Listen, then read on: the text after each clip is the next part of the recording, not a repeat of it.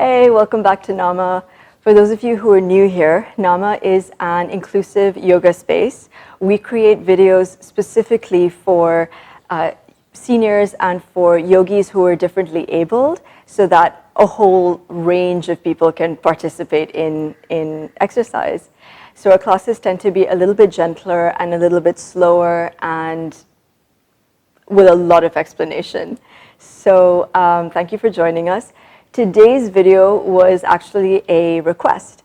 I was contacted by somebody who spends a lot of time sitting in their recliner and watching television and playing on their computer.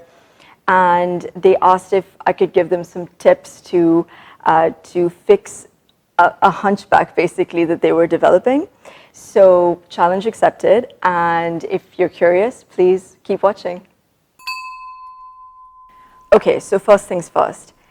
The neck and the spine in general is quite a sensitive area. If you suspect that what's going on there is more of a medical condition like kyphosis or a degenerative disc disorder, then you probably need to consult with a doctor before doing any exercises to address that. If it's none of that and you've just been spending a lot of time sitting around and playing on your phone or watching TV, then the good news is that is totally reversible.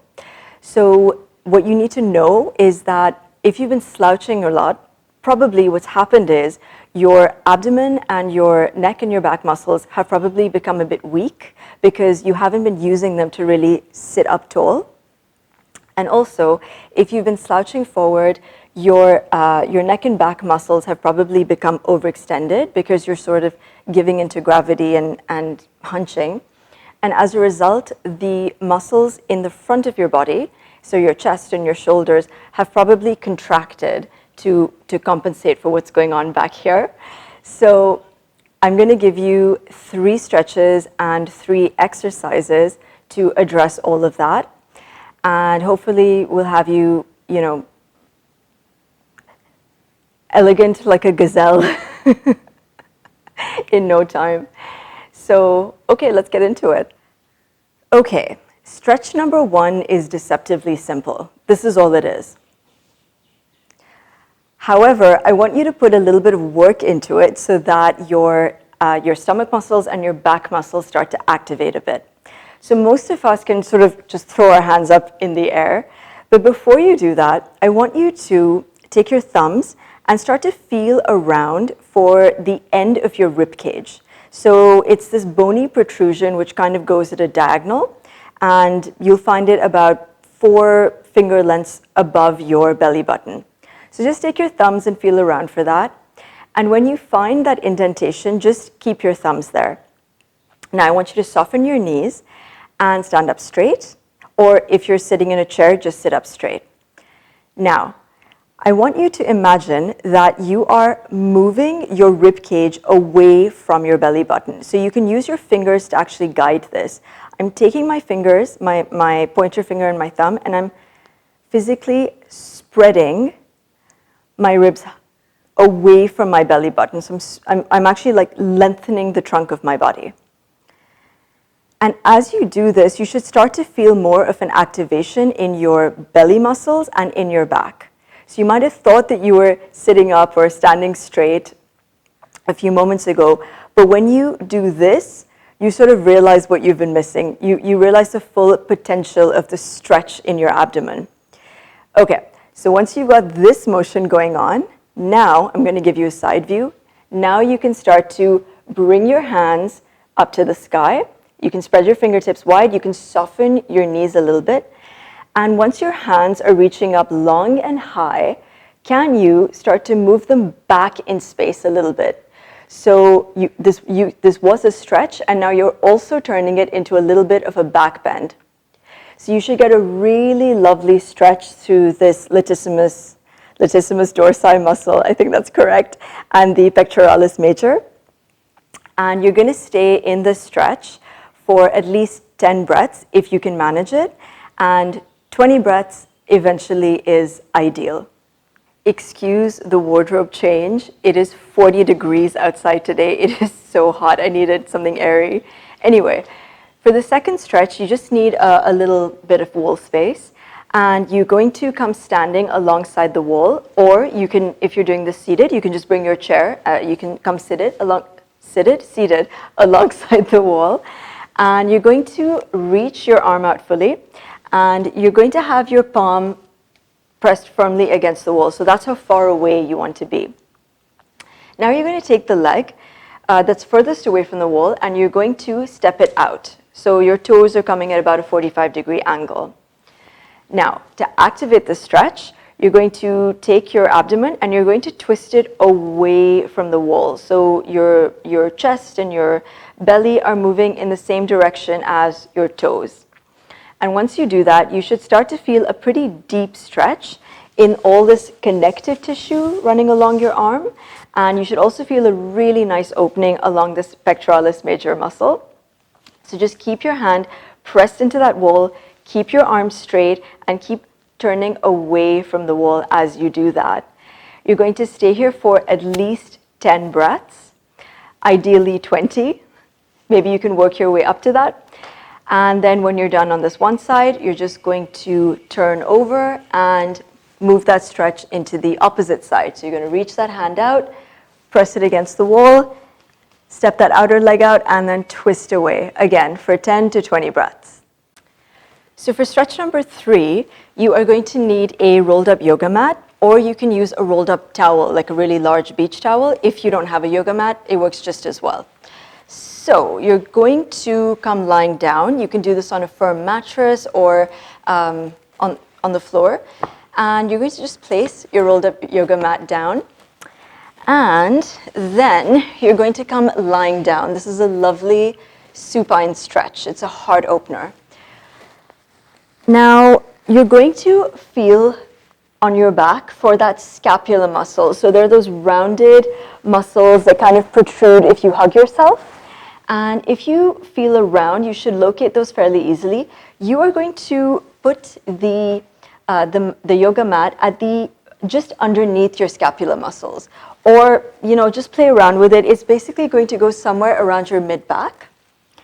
And you are going to, oh, that feels a bit high for me. So I'm going to, yeah, that's probably good. You'll have to play around with it. And then you're simply going to lie back over the mat and stretch your arms out overhead. So this is a really, really gentle heart opener. And it feels so good to be here. I would recommend staying for at least 5 minutes, but you might find that you love the sensation of this entire area opening up, and you'll probably be here for longer, so be prepared for that. So whatever you choose to do, I'll show you how to come out of it.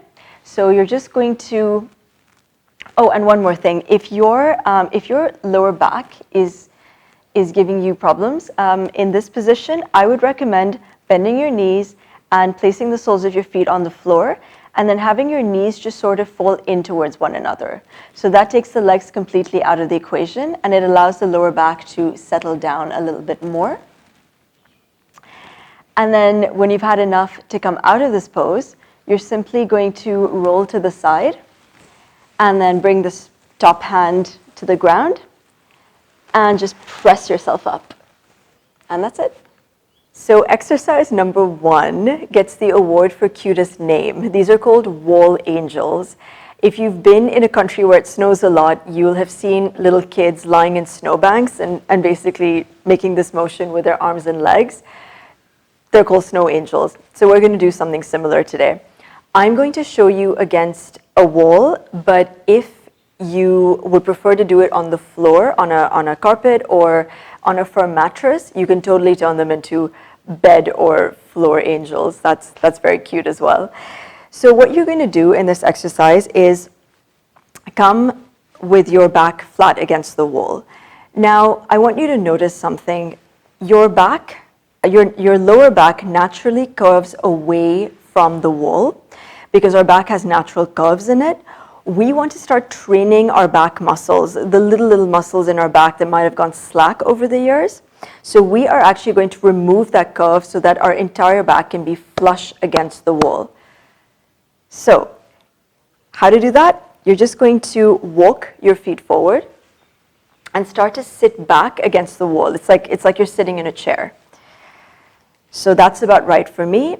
And now if you notice, now that I've taken my legs sort of out of the equation, I can really push my lower back into the wall. So everything from the top of my head down to my tailbone is against the wall. Now, you're going to take your hands in this sort of, oh, I'm going to hit the light switch. You're going to take your hands in this sort of cactus position. And from here, all you're going to do is move your hands up and move your hands down. So you're going to bend at the elbows, bring them as close as you can to your abdomen, and then you're going to move them away above your head towards the ceiling. Now the trick in this pose is to keep every part of your arm as close as you can to the wall. That is actually what makes this really challenging. And when you do this a couple of times, you'll feel muscles in your back working that you forgot existed. Now, a lot of you are not going to be able to get your hands, every part of your arm all the way against the wall. Please don't worry about that. That's not even that important. What's important is that you feel your back muscles really working as you do this. So that's all there is to it. If you can do this 10 times, that's wonderful. 20 times is ideal, as always. And I have one piece of advice for you if you choose to do this on the floor. If you're doing this on a carpet, just make sure that you wear full sleeves, because I've done this many a time on the floor and I always end up getting rug burns. So yeah, just something to keep in mind while you're practicing on the floor. Exercise number 2 is actually my favorite. So I'm going to use one of these stretchy workout bands. I think they're called Dynabands. If you don't have one of these, don't even worry about it. You can grab a scarf. You can grab an old belt. I think you can even grab a towel. That might be a bit thick, but work around it. I actually needed that. I shouldn't have thrown it away. Okay, so choose the item that you're going to use, and you are going to grip it in your palms, and you're going to stretch your arms out in front of you. Your hands will be about, if you're using a stretchy band, your hands will be about shoulder width apart. If you're using something that doesn't have stretch in it, like a belt, your hands are going to be a little bit wider than shoulder width. So choose where you need to be on this item, and then you're going to hold this taut in your hand. So I'm keeping the stretch in here at all times. So you're just going to relax the band down in between your hands, and then on an inhale, you're going to stretch it between your hands and bring it up overhead. Now you're going to start to exhale. You're bending at the elbows, and you're going to bring the band behind you. So you're keeping that tension at all times. Once your elbows are right next to the trunk of your body, you're going to squeeze your elbows in. So the band or your belt or whatever it is going to go slack behind you as you do that. You're going to squeeze your elbows in towards each other for the count of 3. So you're really working your back muscles. You're counting 1, 2, 3, and then you're going to inhale, keeping that tension in the band again, bring it overhead, and then you're going to exhale it down in front of you. So I'm going to repeat that again, showing you what it looks like from the front. So keeping that tension in there, keeping whatever you're using taut in front of you, you're going to inhale up, bending at the elbow, exhale down, really pulling that thing apart, whatever you're using, bringing your elbows alongside the trunk of your body. And from here, you're going to squeeze your elbows towards one another. So shoulder blades are really working towards each other on your back. You're going to count to 3. 1, 2, 3. Then you're going to bring that tension back into whatever that item is, inhaling it up and exhaling it down. I'm going to show it to you from the back now. So that's inhale up, exhale it down, squeeze your elbows together, 1, 2, 3, bringing it taut, inhaling up, Exhaling it down. Like all the other exercises, you're going to do that 10 times, ideally 20 times, but you can work it up slowly. This is really going to be a beautiful opener for your chest. It brings a lot of shoulder mobility into your body, and that isometric squeeze at the middle with your shoulder blades going towards one another, that creates a lot of activation in your back muscles. So it works on your back strength. Okay, third and final exercise. You don't need any props for this. You can do it seated or you can do it standing. So you're going to train your neck muscles in this exercise because, like I mentioned at the beginning of the video, when we're leaning forward, we're overstretching our muscles and we're weakening them because we're not using them to sit upright. So you're going to create a little bit of resistance in your neck, and this is going to over time strengthen the muscles in your neck the more you do this exercise. So in order to do this, you just need to take two fingers, and you're going to I'll use this hand. So you're going to take two fingers and you're going to place them sort of underneath your occipital ridge at the back of your head. So the back of your head sort of curves out and then it curves in. So you're going to find where it's curving in and just place your fingers around that area, wherever is comfortable for you. Now there's going to be resistance, so there's going to be pressure in your hand, in your fingers at all times. So the muscles in your arms are going to be activated here. So I'm pushing gently into the back of my head, and I'm allowing my neck to move forward naturally. Now, I'm going to activate my neck muscles, and I'm going to resist back and move my head back into alignment with my neck. So that's one rep. So to repeat that, you're going to really push with your fingers, push into the back of your head, encouraging your head down, and then you're going to activate your neck muscles when you're here, and you're going to resist against the resistance in the push in your fingers, and bring your neck back up into alignment. So it's pushing forward, and then keeping that pressure in your arm, you're going to resist back. So you should feel your back and your neck muscle, your shoulder and your neck muscles really activating as you bring your neck back into alignment. And if you get tired, if your arm gets tired doing this, you can just switch halfway through. I recommend that you do this exercise again, at least 10 reps at a go, ideally 20. Thank you so much for joining me today. I'm so pleased that somebody sent in a requested video, and if there's any way that I can serve you, please don't hesitate to let me know. You can leave a comment, and I hope this helps. If it does, let me know, and yeah.